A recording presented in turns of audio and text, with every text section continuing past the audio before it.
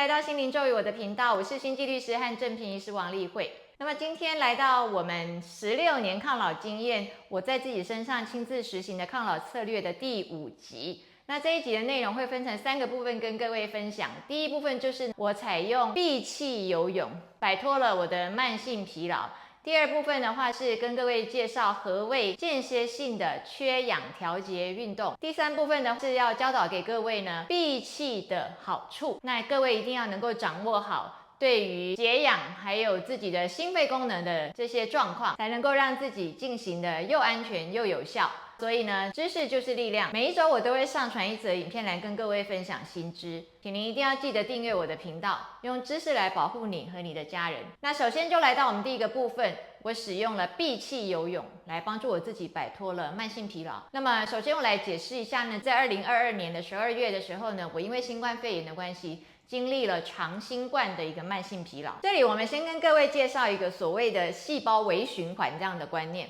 比如说我们过往可以听到说，癌症的患者他的体质偏酸，癌症的患者他的体质是比较缺氧的。真正的去测量他的血液的酸碱度，我们发现癌症的患者的血液的酸碱值跟一般人的也无异。我们去看癌症患者他的解氧浓度，我们也发现呢，跟一般人并无二致。所以事实上我们指的不是它全身性的状况，我们指的是癌细胞周围的这个细胞微环境。那么在2019年的时候，生理医学奖就颁发给3位科学家，因为这3位科学家就发现了细胞微循环的氧气浓度的变化，细胞是非常敏感的，在微微的氧气缺少的状况之下的话，它就会分泌出 Hypoxia Inducible Factors， 我们称之为 HIF 低氧诱导因子。这些诱导因子可以去改变细胞的表现，改变呢基因的功能，改变你的细胞的适应力。所谓氧气浓度的变化其实是非常的微弱的，我们不是在讲说真的你的血氧浓度从90几掉到80几这样严重的缺氧状态，这个要先跟各位解释。那我呢用了闭气游泳这个方法来摆脱了我的慢性疲劳呢，就是利用微环境的氧气浓度的改变来诱导 Hypoxia Inducible Factors 来促进我的基因被活化，改变了我的基因表现，造成了我的细胞更有弹性更有适应力，它会促进我的粒线体的活性，让我能够摆脱了我的慢性疲劳。那所以从那时候开始，2022年的年底到现在，我大概使用闭气游泳已经整整就是1年半，到目前还在继续的施行。我们都知道运动的好处，可是很多人如果是慢性疲劳的时候，他根本就没有办法去运动，他是没有体力，而且他也提不起劲儿，他的身体感觉非常的沉重。那我虽然知道运动可以去改善慢性疲劳，可是我就是没有办法去进行所谓高强度的间歇性运动。那么高强度间歇性运动的话，我们就是说快大概持续的30秒到2分钟，接下来就是慢让你的心跳慢下来缓下来，再来快，心跳要达到最大心跳的85%到100%。那最大心跳我也跟各位介绍一下，就是220减掉你的年龄。假使你是40岁的话，你们220减掉40岁就是180，180再乘以85%到100%这个区间，是呢每分钟153下到180下这样的心跳，才算是有达到你的最大心跳。那这就会造成很喘。那你可以想，我那时候是慢性疲劳的状态，我有办法打起这样的劲来做高强度的间歇训练吗？我没有办法。所以那时候我就决定采行了我在30届美国抗老剂再生医学会学到的间歇性缺氧调节训练，就是换气游泳、闭气游泳、换气游泳、闭气游泳这样交替的做。在闭气的时候，我的心跳就会加速，去弥补呢我没有办法做高强度间歇运动，所以我的心跳是没有办法加速的。因为呢感觉很疲劳，所以是游不快的。可是我借由闭气，我就可以让我的心跳仍然可以快到是有最大心跳，以此得到好处，来帮助我自己摆脱了慢性疲劳，就是治愈了我自己。讲到这里，如果您觉得有帮助的话，请您帮我按个赞。接下来第2部分，我就是要跟各位介绍间歇性缺氧调节训练。那这个训练的话呢，它是有医学期刊来介绍的。那它就是像我刚刚讲的一样，它是制造一个缺氧的状态，再回到一个正常氧气的状态，缺氧状态、有氧状态、缺氧状态、有氧状态，这样间歇性的调节叫做间歇性缺氧调节训练。在我们闭气2秒钟之后呢，你的心脏的输出它打出来的血就会开始下降。那这个时候你的主动脉就会感应到里面有接受器，它感应到呢血压开始下降了，它就会回馈去通知你的心脏说打大力一点啊，你这样血压都不够用了，打大力一点，所以你的心脏就会又打大力一点，增加它的血流量打出来，那你的心跳也会稍微快一点，然后让血压可以维持。借由这样的状况来创造出你身体的一个调节力，就是一下快一下慢，一下快一下慢，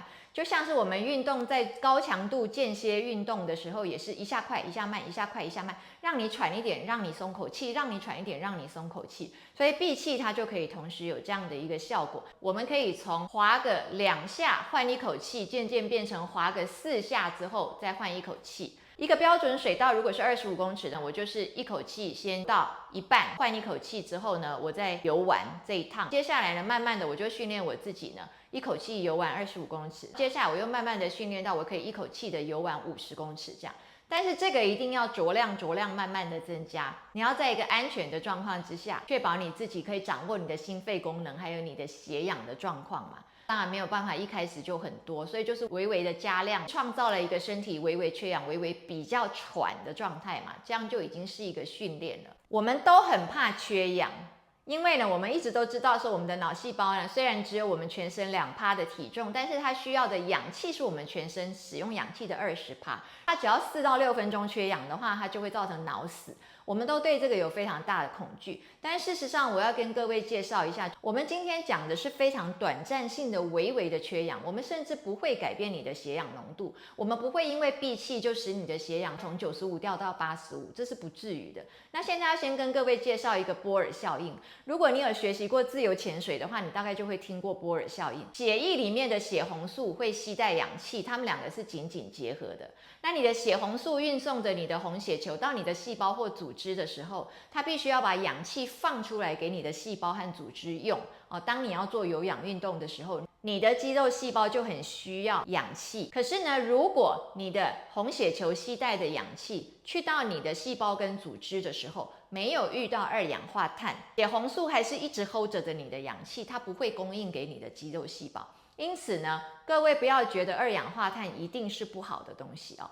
我们在吃苦当成吃补这一集呢，还有在臭氧疗法这一集都跟各位介绍过 The Hormesis Effect 双向调节作用，或者是毒物兴奋效应看你怎么样翻译。也就是说，不管是压力或是毒物，太多的时候对你的身体有坏，但是适量的时候其实对你的身体是有好处的。2氧化碳也是这个样子。各位觉得2氧化碳是一个废物，我们要尽量的把2氧化碳呼出去。事实上，如果你体内的2氧化碳的浓度太低的时候，你的血红素紧紧的 hold 着你的氧，根本不知道要把氧气放出来给你的肌肉去用。所以如果你处于焦虑状态、躁郁状态、非常紧张的状态，你的呼吸又浅又快，这样的呼吸这么快速的情况之下，你体内的2氧化碳浓度都是偏低的。这个时候你的血红素就是不容易的把你的氧气释放出来，这样反而会让你的运动的表现或是你的肌肉细胞没有办法得到氧气。适当的去训练闭气的时候呢，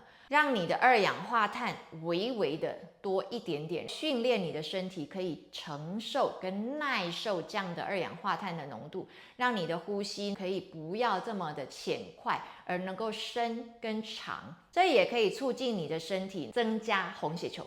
第3个部分跟各位介绍的就是闭气训练的好处。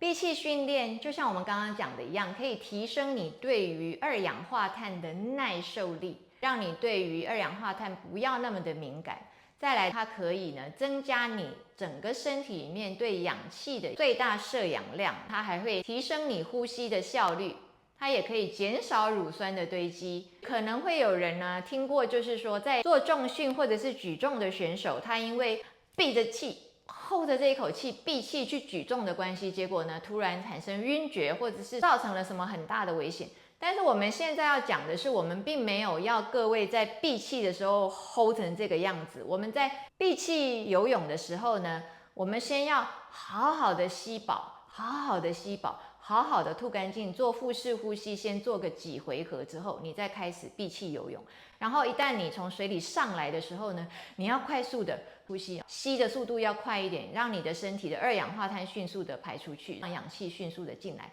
这些都是各位要做的。在几趟的闭气游泳、几趟的换气游泳，这个由你自己去斟酌跟调整，记得是酌量的，在安全的状况之下呢，能够增加。请各位帮我按赞、分享跟转发，谢谢各位。